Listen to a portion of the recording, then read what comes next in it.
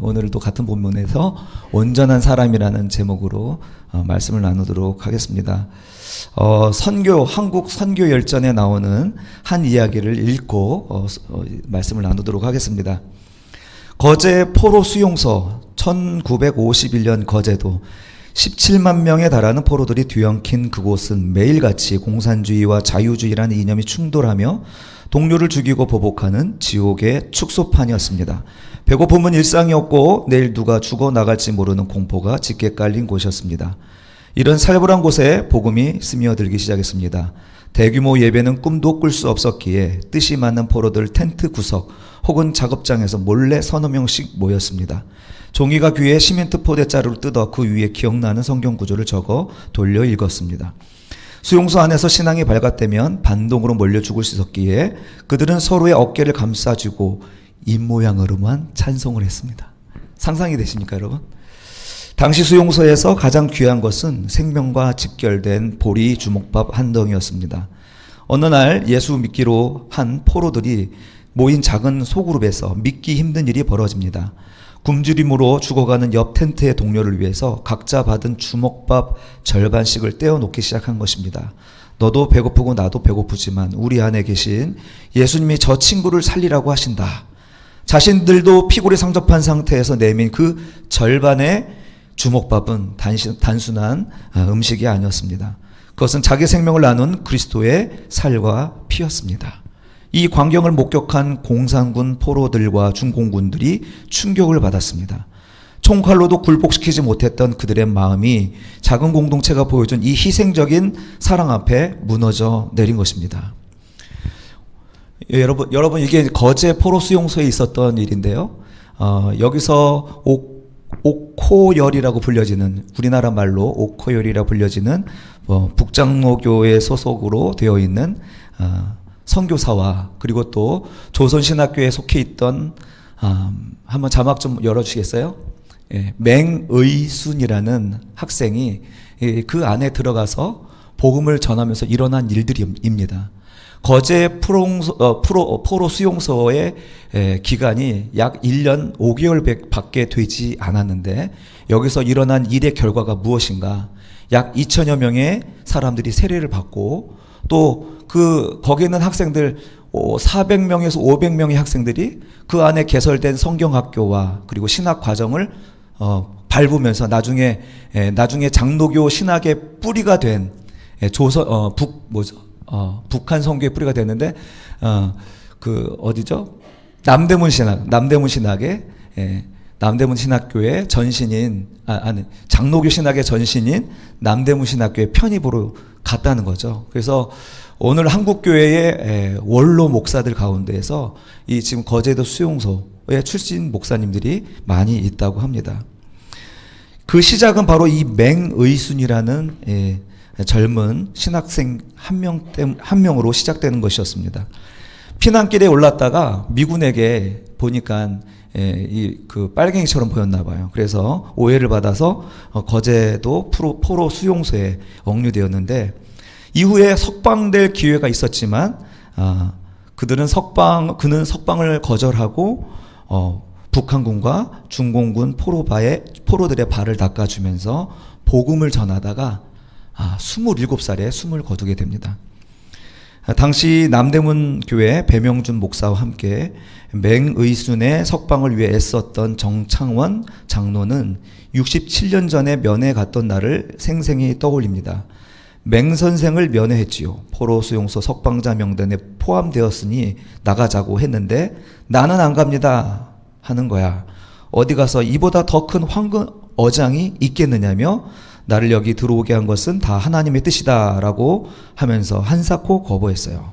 납득이 안 되었어요. 그래서 우리는 석방되어 나와서 사역하시면 되지 않느냐 했지만 끝까지 거절했습니다. 그는 복음을 전했고 가르쳐 지키고 또 양육했고 소그룹을 형성했고 두세 사람을 모아서 예배를 진행했습니다. 그리고 믿는 자들이 그 안에서 놀랍게 번식하고 복음이 흘러가는 것을 우리 한국 기독교 역사, 선교 역사에서 드러나고 있는 것이죠. 어떻게 그렇게 가능할까요? 그 짧은 기간에 그게 가능할까요? 2년 5개월에 불과했는데 세례받은 자가 2,000명이 넘습니다. 신학자들과 목회자들이 오늘 한국교회의 뿌리가 되었다는 사실입니다. 지난주 우리가 하나님께서 부르신 그 부르심에 합당한 삶을 사는 것, 그것은 우리 몸과 연관되어서 설명했습니다. 왜냐하면 우리 예수 그리스도께서 머리가 되신다고 하셨고, 그리고 머리에 붙어있는 그 몸은 그 머리의 컨트롤을 받아서 예수의 일을 하게 하기 때문에 우리는 일상의 기적이라고 말씀드렸습니다. 이 머리가 하는 일이 얼마나 많은지 여러분 정말 상상을 해본 적 없으시죠? 우리가 밥을 떠서 밥을 먹을 때도 이 숟가락을 들 때도 명령을 해야 되고요. 음식을 향해 표적을 향해서 이것을 내가 먹을 것인가 먹지 않을 것인가 분별해야 되고요. 들어가지고 퍼서 정확하게 내 입으로 가지고 들어와야 되는 이 모든 과정에 머리의 지시가 관여하지 않는 게 없습니다. 안 그런가요? 우리 예수 그리스도께서 우리 교회의 몸이 된다는 것은 바로 이런 차원에서 생각을 해야 된다는 거죠. 예수가 우리 교회의 머리가 되신다면 기적은 일반적일까요? 아니면 드문 일일까요? 잘 이해가 안 되시나요? 예수께서 우리의 머리가 되어주신다면 기적은 우리의 일상이 됩니까? 아니면 드문 일이 됩니까? 일상이어야 된다라고 지지난주에 말씀드렸던 것 같습니다. 왜냐하면 그의 머릿속에서 나온 계획이고 그의 머릿속에서 나온 하나님의 일이기 때문에 그의 머리에 순종하는 몸은 예수의 일을 하는 게 아니겠습니까? 그 머리가 하는 일이 그 몸이 하는 일이 아니겠습니까? 그러므로 그 머리가 하는 일을 잘 받들고 순종할 때 비로소 우리는 하나님의 일을 하게 되는 것입니다. 건강한 머리가 뭐겠습니까? 그 머리의 명령과 그리고 각 지체가 잘 흐르고 소통하는 것이 건강한 몸이겠습니다. 이 몸들도 한번 생각해 보십시오. 우리 눈이나 코나 여러 조직들을 보시면 단순히 단세포로 된 게 아니죠. 자그마한 조직 하나조차도 수만 개의 세포들로 조직이 되어서 하나의 기관을 이루는 것입니다. 다리를 만들고 또 눈을 조직하고 어떤 조직은 심장과 혈관들을 연결하고 어떤 조직은 신경망을 형성하여서 모든 것들을 소통할 수 있도록 하고요. 그렇게 해서 하나 되는 몸을 만드는 것이 우리의 신체의 신비입니다. 사도 바울은 이 신체의 신비를 그대로 교회에 적용한 것은 정말 탁월한 선택인 것 같았고요. 하나님의 말씀인 것 같습니다. 하나님의 뜻인 것 같습니다. 우리 교회 몸도 마찬가지라는 거죠. 각 사람이 연결되어 작은 공동체를 이루어가는 것입니다. 각 사람이 작은 공동체를 이루어서 거기서 아름다운 건강한 몸으로 자라가야 되는 것이죠. 그래서 그 안에서 하나가 되어 움직이고 그것들이 서로 연결되어 가다가 더 큰 공동체가 되고 더 큰 조직이 되어서 나중에 하나의 큰 몸으로 만들어가는 것. 이 교회도 우리의 몸과 다르지 않다는 것입니다. 그러므로 사람의 몸에 있는 각 지체들은 건강하고 튼튼해야 되는데요. 건강하고 튼튼하려면 몸이 제 역할을 감당해야 되는 것입니다. 하나님의 교회도 각 사람이 온전한 신앙을 따라 자라야 되고요. 그 사람들이 같이 모여서 성숙한 작은 공동체를 만들어야 되고요. 더 나아가서 이런 공동체들이 서로 연락하고 연결되어서 큰 교회 공동체를 이룰 때에 하나님의 일은 이루어지는 줄로 믿습니다. 여러분, 오래 살든 오래 섬겼든 아니면 짧게 살았든 그 시간은 중요하지 않은 것 같습니다. 내게서 흘러가는 것이 그리스도의 생명이라면 우리는 반드시 이 기적을 보게 되는 거죠. 하나님은 하나님의 살아계심을 나뿐만 아니라 나를 바라본 모든 사람들이 나를 보면서 하나님을 목격하게 될 것이기 때문입니다. 이 27살의 맹의순, 그는 교수도 아니었습니다. 이제 신학교에 갓 입학한 학생에 불과했습니다. 그런데 그 짧은 삶을 살았지만 그 짧은 기간에도 불구하고 그가 부르심에 합당한 삶을 살자, 건강하게 그리스도의 몸으로 살아가자 한국교회에 아주 중요한 영성의 한 획을 그은 것입니다. 우리가 오래 살아도, 오래 믿어도요, 이렇게 부르심에 합당한 삶을 살기를 거절하거나 피하거나 눈을 감는다면 우리의 삶이 어떻게 그리스도의 삶과 연관성이 있는 삶이 되겠습니까? 어떻게 그리스도의 기적과 그 놀라운 일들이 우리의 삶 속에서 나타날 수가 있겠습니까? 그저 인생의 불운한 운명에 불과하지 않겠습니까? 점쟁이들이 점치는 그 점에 불과하지 않겠어요? 손바닥에 있는 인생이 아니겠습니까? 우리가 하나님의 손에 붙들린다면 점치는 자의 그 운명에 맡겨진 삶이 아니라 예수 그리스도께 붙들린 삶, 기적적인 삶, 하나님의 능력을 나타내는 삶이라는 사실입니다. 우리가 하나님의 부르심에 합당한 삶을 사는 한 하나님께서는 우리를 통하여서 놀라운 일을 하시는 것은 너무나 당연한 일인 것이죠. 이렇게 부르심에 합당한 삶을 살기 위해 사도 바울은 가르쳐서 온전한 사람으로 자라게 하라 이렇게 명령합니다. 가르쳐서 온전한 사람으로 자라게 하라. 여러분, 이렇게 가르쳐서 온전한 사람으로 만들고 양육하려면 어떻게 해야 될까요, 여러분? 내가 수십 명, 수백 명 이렇게 가르치면 제대로 양육이 될까요? 양육이 어렵죠. 많은 아이들을 키우는 게 쉽지 않습니다. 그래서 한두 명 잘 키우자. 우리 60년대인가요? 70년대 그렇게 한두 명 낳고 잘 살아보자 그렇게 했던 것 같은데, 그 전에는 막 10명 낳고 막 15명 낳고 막 그랬잖아요. 그래서 어떤 아버지는 아기의 이름도 까먹고 몰랐다고들 하시던데, 여러분, 아무리 능력 있는 부모를 할지라도 10명이 넘어가면 아이를 키우기 어렵거든요. 여러분, 교회는 어떻습니까? 교회도 마찬가지거든요.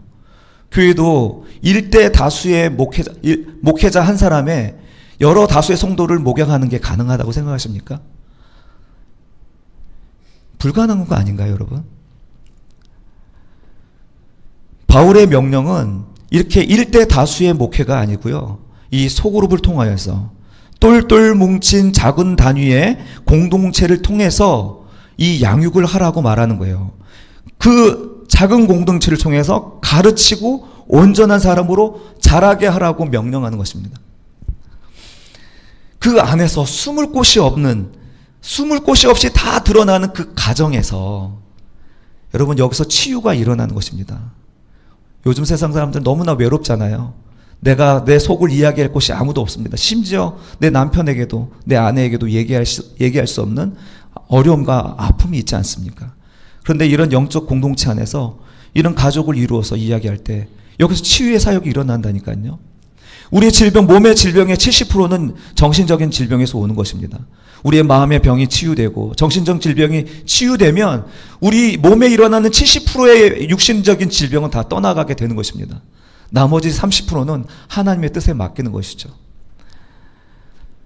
이런 영적 가정 안에 바울과 디모데 같은, 또 룻과 지난주에 봤던 룻과 나오미아와 같은, 또 다윗과 요나단과 같은 그런 사랑의 관계가 이루어지면서 하나가 되는 것입니다. 여러분, 예수님께서 이런 교회를 꿈꾸면서요, 이 소수의 제자들에게 3년을 투자하셨습니다. 그 하늘 왕자께서요, 전 세계를 돌아다니면서 전도 집회해야 되는 거 아니겠습니까? 우리의 방식이 맞았다면? 그러나 주님은 그렇게 하지 않았습니다. 그 3년의 기간을 그 소수의 제자들에게 집중하셨습니다. 그리고 제자들은 예수님이 하시던 그걸 그대로 따라 행하면서 예루살렘 교회 안에 작은 공동체들이 생기기 시작했고, 그리고 그런 공동체가 전체 예루살렘 교회를 형성하게 되었습니다. 그리고 그런 모델을 따라 복음이 사방으로 퍼져나가기 시작한 것이 사도행전의 이야기입니다. 그 모델은 사도 바울도 그대로 따라갔습니다. 디모데후서 2장 2절을 같이 읽을게요. 디모데후서 2장 2절 시작. 많은 증인 앞에서 내게 들은 바를 충성된 사람들에게 부탁하라. 그들이 또 다른 사람들을 가르칠 수 있으리라. 아멘. 예, 내가 배운 것을 충성된 자들에게 부탁을 하고 또 그들이 또 다른 사람들을 가르치는 이 연결고리, 이것이 계속되는 것이 교회의 사명입니다. 목회자 한 사람이 다수의 사람들을 가르치는 게 아니고요, 목회자가 소수에게 집중해서 그 사람이 또 그와 같은 사람들을 가르치는 거예요. 이 연결고리가 끊어지지 않으면 사도행전에 있었던 3,000명이 모이고 5,000명이 모이고 하는 것은 아무 의미가 없어지는 것입니다. 우리가 숫자에 대해서 그렇게 예민하잖아요. 교회 사역할 때. 얼마나 예민합니까? 그 교회 전화하면 멀리 계신 우리 가족들도 몇 명이나 모이냐, 뭐. 숫자가 우리의 부흥을 집게 한다고 하는데 그렇지 않습니다. 숫자가 아니라요. 이 연결고리가 있느냐 없느냐가 부흥의 단초인 것입니다. 우리가 생각하는, 우리의 표본, 교회의 표본이라고 얘기하는 1세기 교회는 어떤 모습입니까? 사도 바울의 편지 속에 종종 등장하는 인사와 문안에 등장합니다. 한번 제가 찾아드리는 말씀을 보면서 보겠습니다. 로마서 16장 3절에 5절에서 같이 읽을까요? 나의 동역자들인 브리스가와 아굴라에게 문안하라. 또 저희 집에 있는 교회에도 문안하라. 브리스길라와 아굴라 안에 있는 그 집에 있는 교회라는 거예요. 가정교회라는 것이죠. 로마서 16장 14절 같이 읽겠습니다. 시작. 아순그리도와 블레곤과 허메와 바드로바와 허마와 및 그들과 함께 있는 형제들에게 문안하라. 이름만 보면은 아마 사촌 내지 형제의 관계이죠. 예, 이런 관계에 있는 사람들이 하나의 교회를 이루어서 그들에게 편지하는 것입니다. 또 로마서 16장 15절 시작. 빌룰로고와 율리아와 또 네레오와 그의 자매와 올름바와 그들과 함께 있는 모든 성도에게 문안하라. 그 다음에 고린도전서 16장 19절 시작. 아굴라와 브리스가와 그 집에 있는 교회가 주 안에서 너에게 간절히 문안하라. 또 골로새서 4장 15절 눈바와 그 여자의 집에 있는 교회에 문안하라. 빌레몬서 2장 2절 시작. 자매 아비아와 우리와 함께 병사된 아키뽀와 네 집에 있는 교회에 편지하노니. 아멘. 지금 각 가정마다 지금 교회를 이루고 있는 거예요. 가정이 아니라요. 가정이 곧 교회였던 거예요. 그러면 대그룹은 없었느냐? 있었습니다. 오늘날 그 기독교 유적에도 보면 갑바도기아에 가면은 그 지하에 보면은 500여 명 이상 앉을 수 있는 그런 대그룹의 집회 장소가 있다고 하더라고요. 저는 안 가봤지만.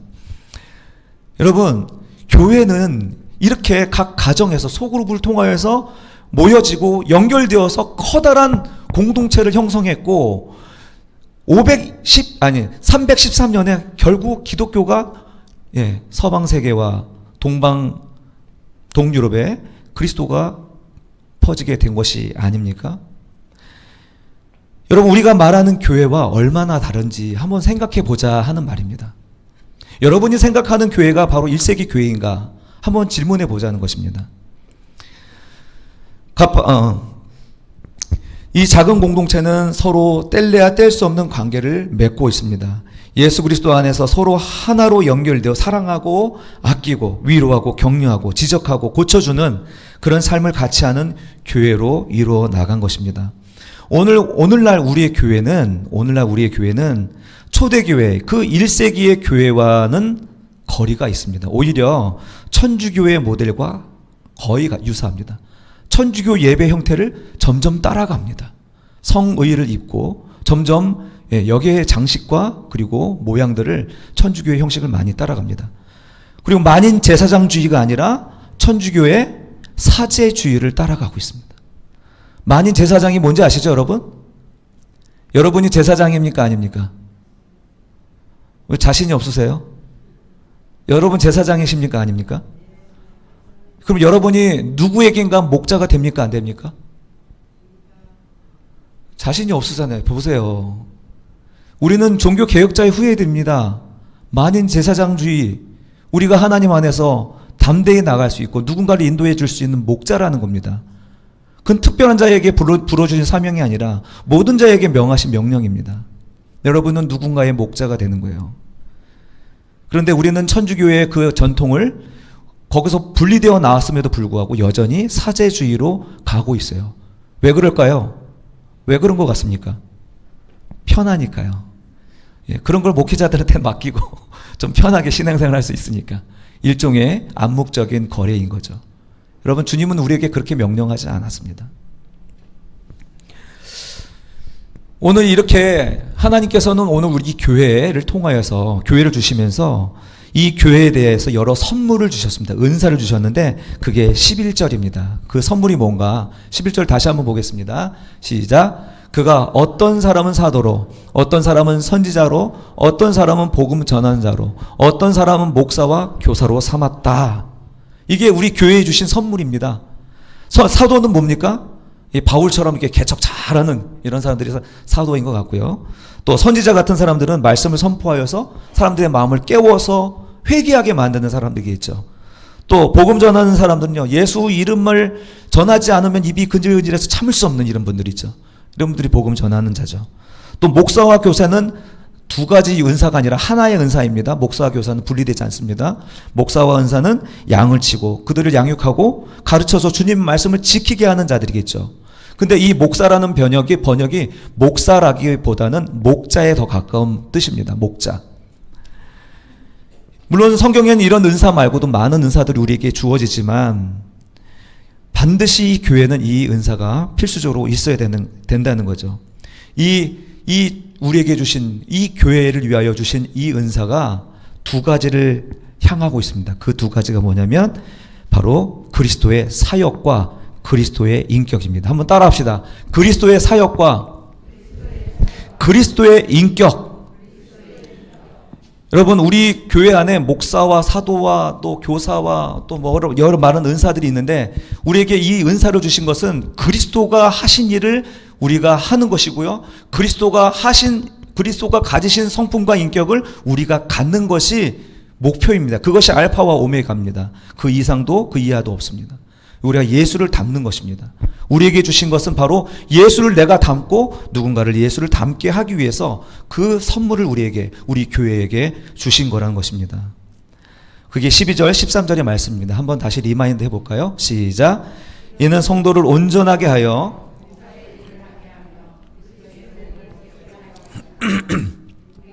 다 하나님의 아들을 믿는 것과 아는 일에 하나가 되어 온전한 사람을 이루어 그리스도의 장성한 분량이 충만한 데까지 이르리니. 아멘. 예수님의 일생이 바로 이와 같았습니다. 그는 하나님이 이 세상에 보내주신 목적을 철저히 순종하면서 사역하신 삶이었습니다. 주님이 가신 걸음걸음은 하나님의 명령과 하나님의 뜻을 100% 순종하기 위해서 가신 걸음걸음이었습니다. 그리고 하나님의 인격을 그대로 보여주셨습니다. 그래서 주님은 우리에게 말씀하시기를 나를 본 자는 누구를 봤다고요? 하나님을 봤다라고 얘기하는 거예요. 우리는 예수님의 이 사역과 예수님의 이 성품을 담기 위해서 우리가 교회에 존재하는 것입니다. 그럼 우리도 나가서 어떻게 해야 돼요? 예수님이 하신 그 일을 하나님의 말씀 그대로 반사해서 해내는 삶을 살아야 되고 우리의 성품을 또 세상 사람들이 볼 때 뭐라고 해야 되죠? 우리를 볼 때 야, 네 얼굴에서 그리스도가 보이는구나. 한번 옆 사람 한번 보면서 인사합시다. 당신 얼굴에서 그리스도가 보이네요. 이렇게. 네. 여러분, 이것은 그렇게 해도 되고 안 되고가 아니라요. 우리가 신앙생활하는 목적이라는 것입니다. 우리 얼굴에서 그리스도가 보이지 않으면 우린 실패한 겁니다. 사도행전에서 안디옥 교회 성도들이 별명을 얻었잖아요. 무슨 별명 얻었죠? 그리스도인이라는 별명 얻었잖아요. 그게 무슨 말이에요? 예수의 사람들이라는 뜻이잖아요. 예수의 사람들. 저 사람들 내가 믿지는 않는데 저 사람들 보니까 얼굴에서 성품과 인격에서 그들이 하는 일을 보니 그리스도네. 저 사람이 그리스도네. 예수님께서 이 땅에서 하나님의 형상을 보여준 것처럼 예수님을 보면 하나님을 봤던 것처럼 세상 사람들이 성도들 볼 때 그리스도를 보는 거예요. 이것이 우리 교회가 존재하는 목적이라는 사실입니다.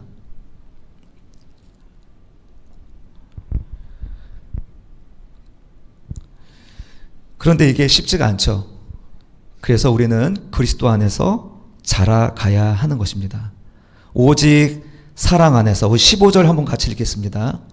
시작. 오직 사랑 안에서 참된 것을 하여 범사에 그에게까지 자랄지라. 그는 머리니 곧 그리스도라.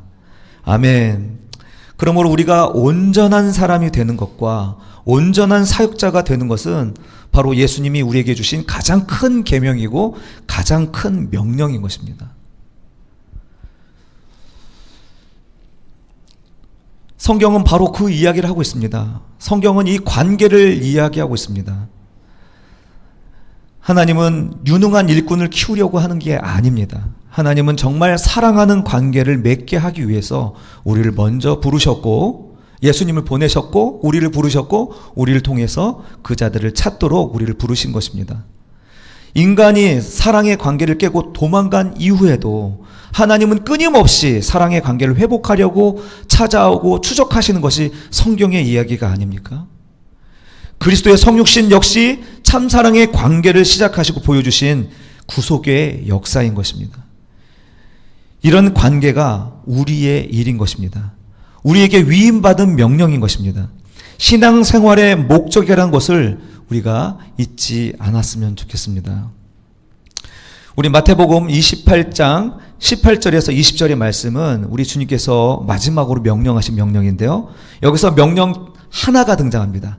주님이 하신 마지막 말씀, 명령을 찾아보십시오. 주님이 하신 명령 18절에서 20절 같이 읽겠습니다. 시작. 예수께서 나와 말씀하여 이르시되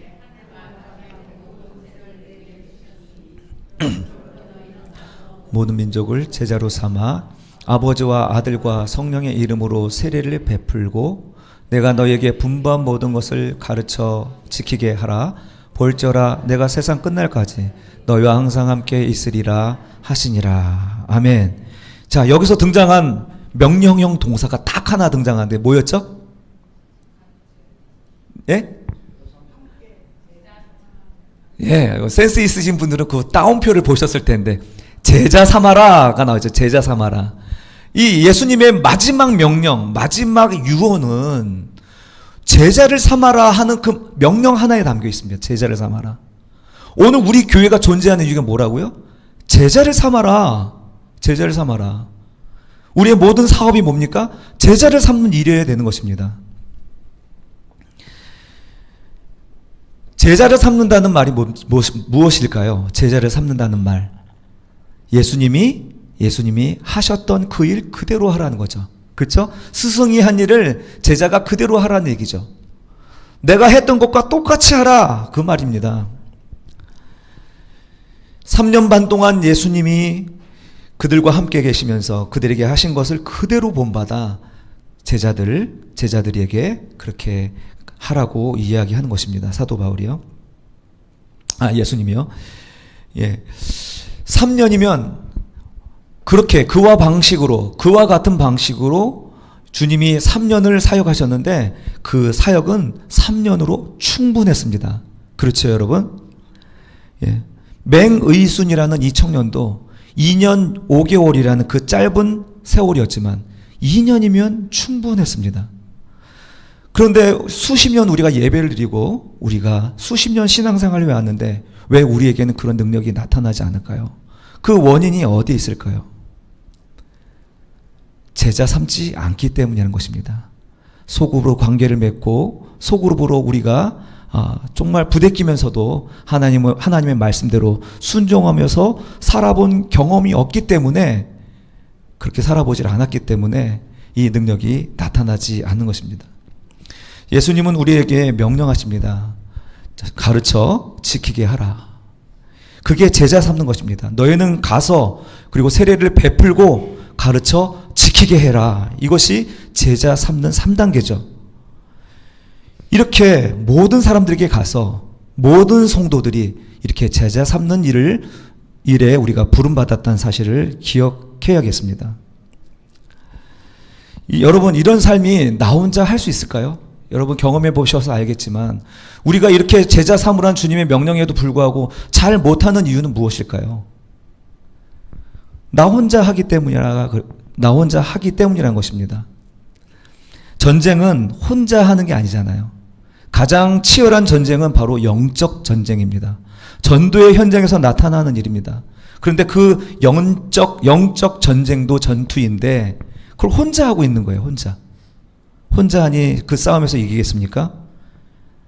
혼자 하니까 이길 수가 없는 거예요. 오랜 세월 우리가 신앙생활했어도 이 모든 족속을 제자 삼는 일에 열매를 보지 못하는 것입니다.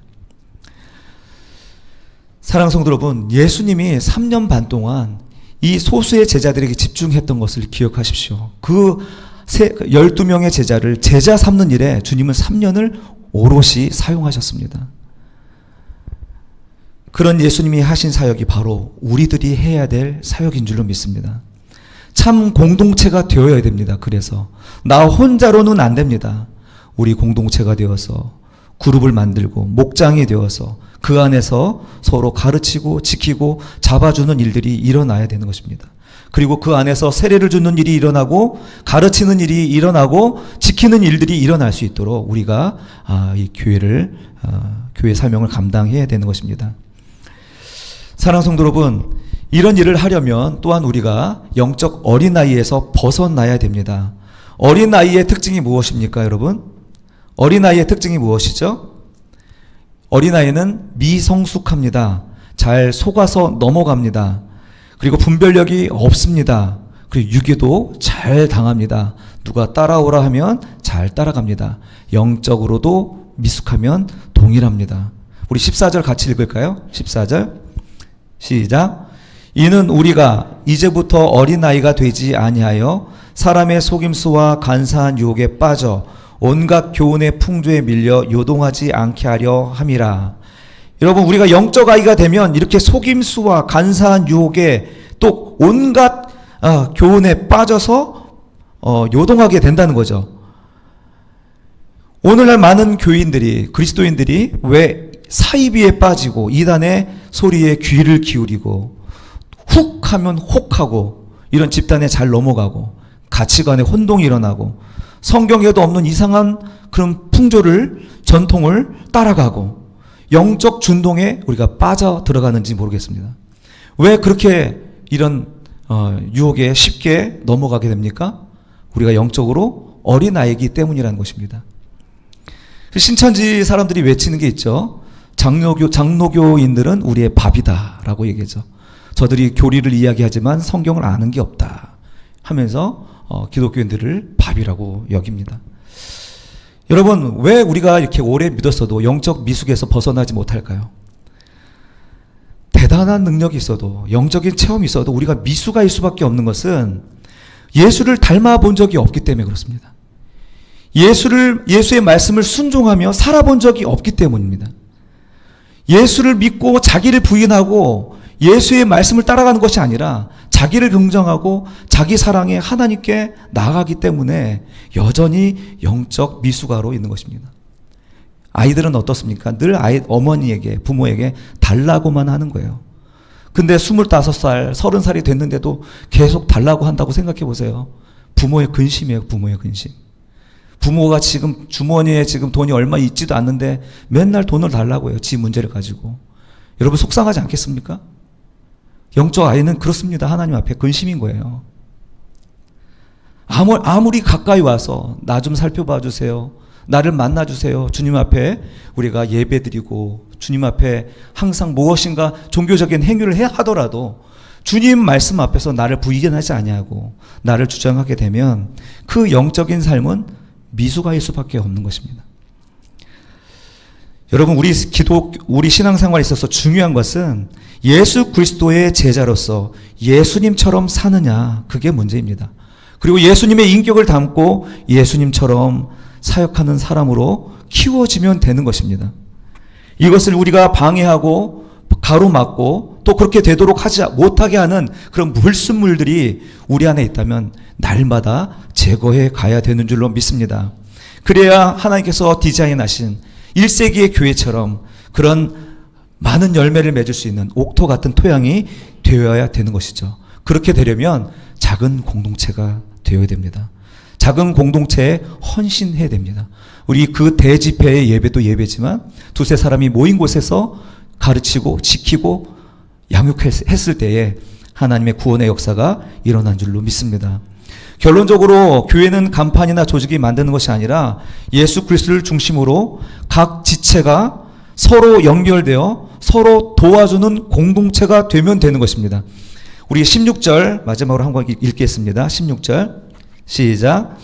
그에게서 온 몸이 각 마디를 통하여 도움을 받음으로 연결되고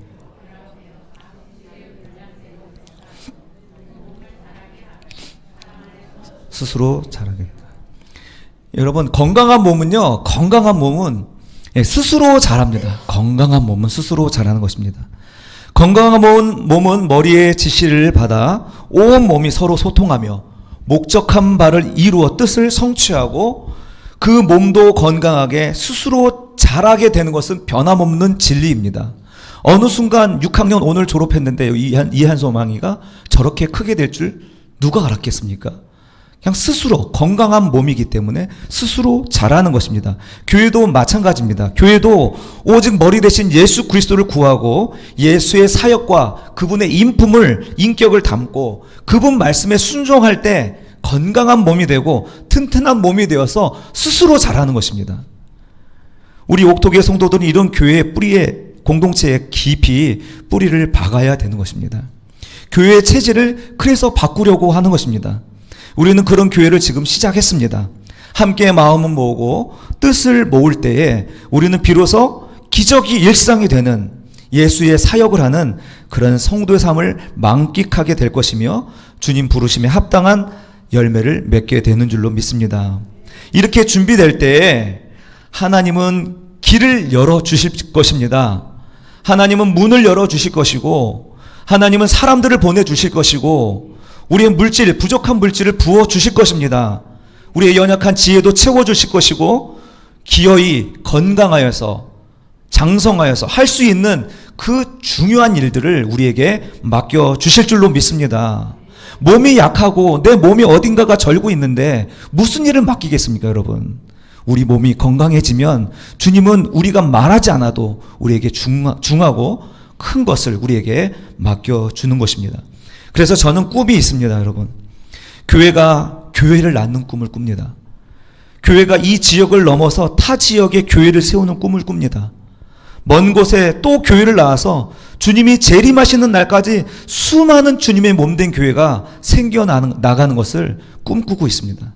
이 교회가 또 생산되고 또 재생산되고 번식하고 장성하여서 주님이 잘했다 칭찬받는 그런 교회가 되는 것이 제 꿈입니다.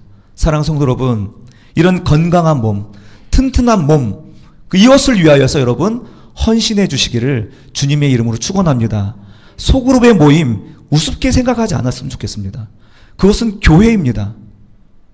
소그룹은 교회입니다. 할렐루야. 이 교회에서 우리의 헌신으로 새로운 새 생명을 잉태하여서 날로 성장하는 그리스도의 장성한 분량에 이를 수 있는 옥토교회 성도님들이 되시기를 주님의 이름으로 축원합니다.